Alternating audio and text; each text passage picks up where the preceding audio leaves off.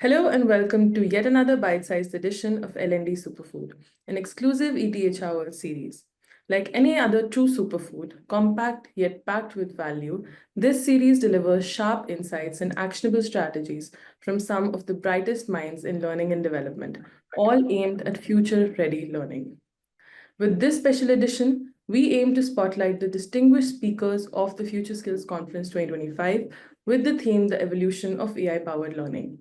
Joining us today is one such leader with over 28 years of experience who has led transformative L&D initiatives. Please join me in welcoming Deepali Chaudhary, Head of Learning and Development for Business Processes Services at Wipro Ltd. Hi Deepali, welcome to L&D Superfood. Thank you so much, Shireen, for having me here. And I think it's a real privilege. I'm really happy to be a part of this. Yeah. It's a real pleasure to have you with us today. So Deepali, quickly moving forward to my first question is, how do you see AI reshaping learning and development especially? And are there any early wins or standout cases use cases that you've seen in your experience? Shireen. So when we are talking about learning and development, most of the people, how they understand is that, you are attending to some kind of a training, be it, virtual or in person. But Shireen, the actual journey starts much before that. So why are you designing that L&D kind of a training, right? And we used to have, we used to spend weeks and months into that kind of a thing, doing an analysis of the data. The source can be anywhere. The appraisal, employee feedback, people coming back and talking to you, maybe in different forums, different platforms that are there. But now what has happened is that where I have used it, and I found that it was really useful, is that you have got this huge amount of data, and you were earlier trying to find a needle in the haystack. Now you put everything, dump it over there, and you ask AI that, look at all of these things and then find out what are the kind of 5 or 6 critical things that are coming out that is trainable from our end. I would also say earlier we used to go with the mindset, are these the findings over there? Because you can't really otherwise figure out, right? Everything is all over the place with, text feedback coming in from different sources. That I have done it in a few minutes time. Then comes the research again. L&D people would know how much time they spend on it. And one particular project that I was thinking of when I was working, and we squeeze the entire thing, right? So you just go back and say, these are the aspects I'm looking at, and you work on it, and then you get the details of from where, these are the research items. And I can go on and on. This was kind of a research I was doing on how can AI help us. And then the curriculum design, to the models that we were looking at, to the quizzes design, to the volume of the quizzes and the assessment questions and the case studies, everything was done in flat 1 week. But why 1 week? Why not 1 hour? And there's the catch. If you push AI too much, it hallucinates. It gives you answers because you have pushed it. It will come back with something. So you have to keep eyeballing on what is there, right? It does not follow any, it very much does copyright infringement. So you would want to be sure that that is not there because it's critical for you. The other part of this one is also that whatever you are getting from AI is already there. What's new? Where's the creativity? Right. So while you get all of these things, your governance has to be really very much in place, and which is what took us that much time to figure out where it was. And I have a very funny case where it gave a model which did not exist. And when I did there's something off, and I started checking on it, and I figured out it's not existing at all. So I had to go back and fix. My one-liner to everyone would be, use AI to complement your content and L&D, use it to supplement, but not substitute.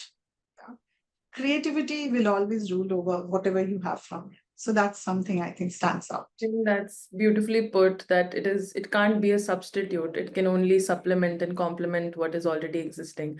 So that's beautifully put. And now, moving forward to the next question, I just want to know, in your experience, like I said, over 28 years you have in this field. So what have been some of the effective ways in which you have been able to cultivate a mindset of curiosity and self-driven learning among employees?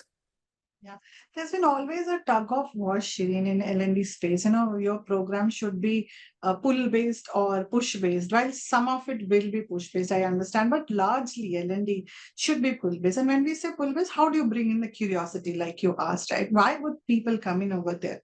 One, again, very fundamental thing is involving those people over there, right? Kind of listening, keeping your ears on the ground, figuring out what is the need that's coming in from there, and interweaving it with what you have, right?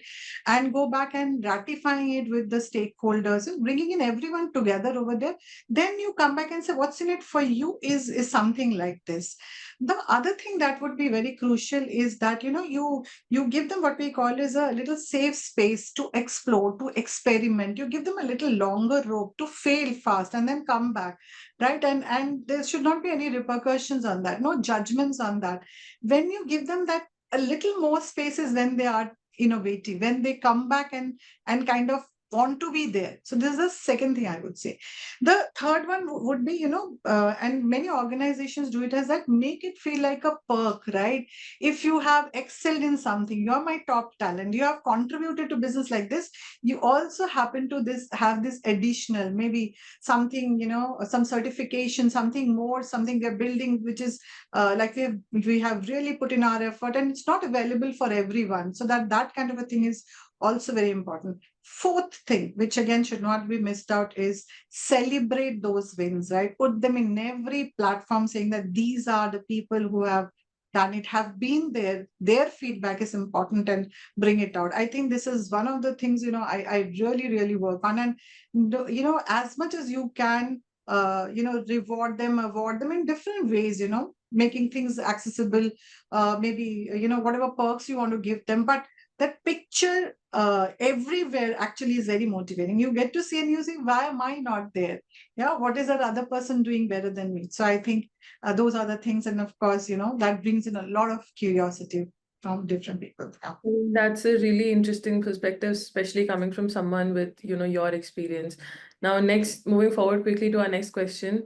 If you had, this is a fanciful and a very wishful question, so I would love to ask you your opinion on this, that if you had unlimited resources to design a learning program specifically for your needs, what would you prioritize and why? Yeah. So because we are focusing on AI, and AI is a buzzword right now, I would say that AI-driven ecosystem for L&D, right?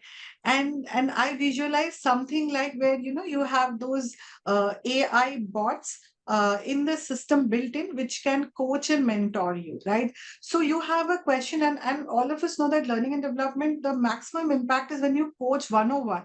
But are we doing it for everyone? The scale is huge, right? We might pick and choose some of the people, right? But if we're doing it for everyone, it's like a collective learning over there, in the system that's existing. And somebody asks a question, and they get those, questions again, the guidelines, maybe so for mentoring or coaching is making them think, maybe some nudge them, and they get to their answers and all that. So that becomes over there. I would also say that as a second part, give the L&D team a kind of a admin kind of a thing, where they can also see what is currently in my closed environment, what's happening, what are the queries coming in more, which is that I have to work on, and you take the feedback instead of waiting for the business to come back and tell you that we have these pain areas. The HR coming back annually and telling you this is the feedback, or the employees, you have a real-time dynamic feedback. You pick it up and keep on changing your offerings, modulating, supplementing what you have. So I think this entire thing of people getting a help, you getting the feedback, working on it, and aspirational AI coach and mentor for everyone to answer to their own queries. So this would be, I think, one thing I would definitely want. Thank you so much for sharing that. I think that gives us a really interesting perspective on things. Now, Dipali, we are entering a rapid fire round, so I hope you're ready for it. And try to be as quick as you can with your answers. Do you think employee feedback is important while designing L&D programs? Yeah, I think yes, it's very crucial. Next one, if you could use AI to solve one L&D challenge instantly, and we all know AI is everything instant, if not nothing more, what would it be? I think AI as a coach. I have already mentioned AI as a coach, a bot, which I think is something I would really be very keen on. Lastly, just one last question to wrap it all up. In a world increasingly shaped by AI, what's that one human skill according to you that will always stay irreplaceable? Empathy. That will never ever go away, right? You can have AI for knowledge, for intelligence, for lots of things, aesthetics, designing, and everything you can think of. But those small conscious and subconscious cues that we can pick up for a person, said or unsaid, right? And the way you again reciprocate back, kind of with gestures, with maybe words, maybe no words, but just kind of creating that environment. And that is so important in today's world, when everything is going technology based or technical, going in over there.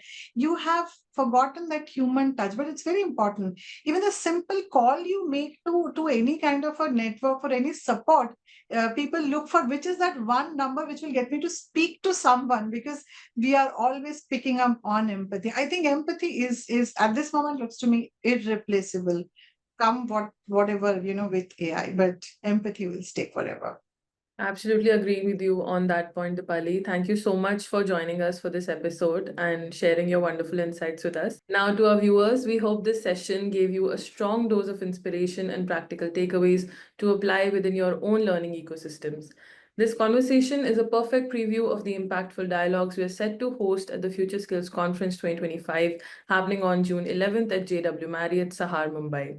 As one of our featured speakers, Dipali will be joining other trailblazers to explore the evolution of AI-powered learning and the future of workforce development. So if today's session sparked some ideas within you, don't miss the chance to experience it all live. And until then, keep learning and keep growing. Thank you.